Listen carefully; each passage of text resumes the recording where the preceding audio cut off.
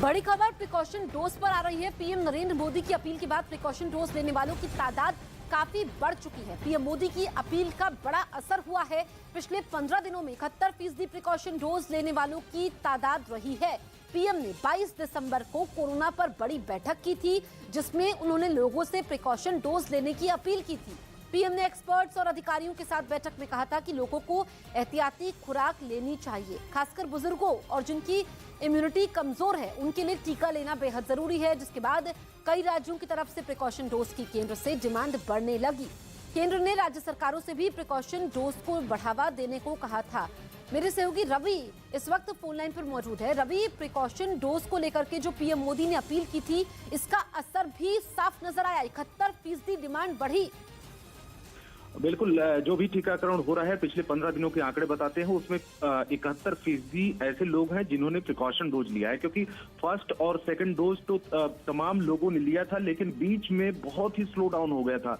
Precaution dose लेने वालों की तादाद बहुत कम हो गई थी। लेकिन चाइना और अमेरिका, जापान, कोरिया जैसे देशों में लगातार जो केसेस में जैसे ही उछाल आया, प्रधानमंत्री ने 22 दिसंबर को एक बड़ी बैठक की थी, जिसमें उन्होंने सीधे तौर पर अपील की थी। राज्य सरकारों से भी कहा था और लोगों से भी कहा था कि प्रिकॉशन डोज लेना जरूरी है। उसके बाद उसका असर देखने को मिल रहा है कि लोग बड़ी तादाद में सामने आ रहे हैं प्रिकॉशन डोज लेने के लिए। बिल्कुल, तो रवि हमारे सहयोगी जानकारी देते हुए, बड़ी तादाद में लोग पहुंच रहे हैं क्योंकि जिस तरह से चीन में स्थिति है, अमेरिका में स्थिति है, उसको लेकर के भारत एहतियाती कदम उठा रहा है। चीन के एक नए तरह के ताकतवर हमले का जवाब देने के लिए जापान ने तैयारी शुरू कर दी। वो अपने 5 सैन्य अड्डों को चीन के रहस्यमयी परमाणु हमले से बचाने के लिए 2029 तक पुख्ता बंदोबस्त करने की प्लानिंग में है। चीन का यह परमाणु हमला रहस्यमयी इसलिए है क्योंकि यह कोई आम परमाणु हमला नहीं है। यह ऐसा हमला है जिसमें परमाणु बम तो फटता है, लेकिन किसी की जान नहीं जाती, पर दुश्मन जिंदा लाश जरूर बन जाता है। इस वार को इलेक्ट्रोमैग्नेटिक पल्स स्ट्राइक यानी ईएमपी हमला कहते हैं। ईएमपी स्ट्राइक में दुश्मन को इस कदर लाचार कर दिया जाता है कि वो तुरंत नहीं बल्कि तिल तिल कर मरे। ऐसा इसलिए क्योंकि इलेक्ट्रोमैग्नेटिक पल्स स्ट्राइक सीधे इलेक्ट्रॉनिक उपकरणों पर वार करती है। इसमें परमाणु बम को वायुमंडल में बेहद ऊंचाई पर डेटोनेट किया जाता है।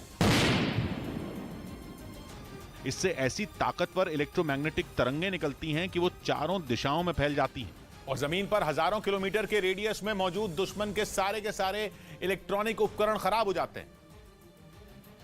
और इलेक्ट्रॉनिक आइटमों के बिना तो आज कोई काम मुमकिन ही नहीं। ईएमपी स्ट्राइक में इंटरनेट, मोबाइल फोन, टीवी और गाड़ियों से लेकर सेना के कम्युनिकेशन और रेडार सिस्टम तक तबाह हो जाते हैं। फाइटर जेट टेक ऑफ और लैंडिंग ही नहीं कर पाते क्योंकि उनके कंट्रोल रेडार काम करना बंद कर देते हैं। बड़े से बड़े हथियार बेकार हो जाते हैं क्योंकि इलेक्ट्रॉनिक उपकरणों के बिना कोई हथियार या सेंसर बनता ही नहीं। इसलिए माना जाता है कि ईएमपी हमला परमाणु हमले से ज्यादा खतरनाक है।